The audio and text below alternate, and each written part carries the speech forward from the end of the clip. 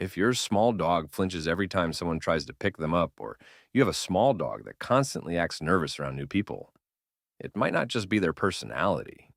Fragile dog syndrome is real, and it's often caused by overhandling or mishandling small dog breeds.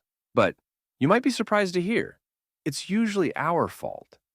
Let's dive into why small dogs act so delicate, how the dog owner's behavior plays a role, and what we can do to help small dog breeds feel more secure. First, let's get one thing straight. Small dogs aren't inherently fragile. Sure, they're physically smaller and more vulnerable than larger breeds, but their fragility often comes from how they're treated.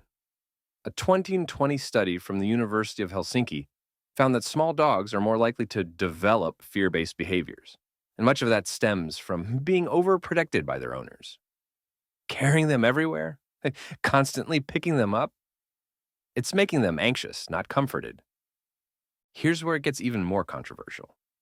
Overhandling small dogs can lead to learned helplessness, a psychological state where they stop trying to assert themselves because they're so used to being physically controlled.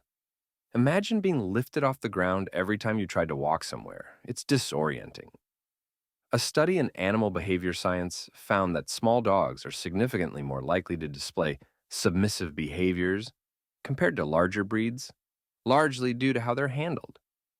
But it's not just about mental health. Mishandling small dogs can cause physical issues too. Their tiny frames make them more prone to injuries from rough or improper handling. According to a 2019 report from the American Veterinary Medical Association, small dogs account for over 60% of cases involving broken bones caused by falls or accidental drops. If you think your dog enjoys being carried like a purse, think again. They're probably just tolerating it. Now, let's talk about how to break the cycle. First, stop treating your small dog like a baby. It's tempting to scoop them up every time something feels even remotely threatening.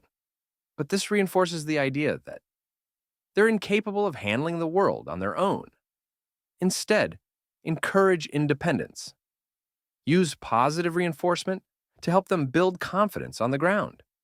Second, educate others. Friends and family might think it's cute to grab your dog without asking, but it's your job to set boundaries and protect your pup.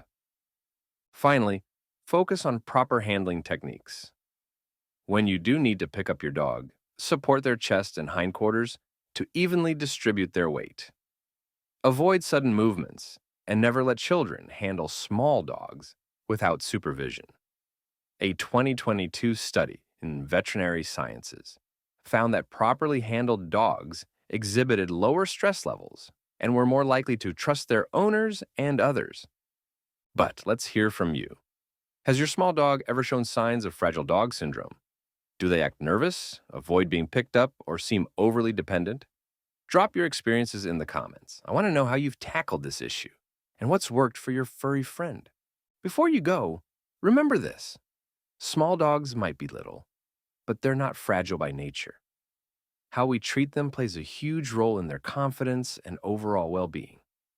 Want to learn more about how to boost your dog's independence and reduce their anxiety? Stick around for the next video, where we'll explore more about small dog breeds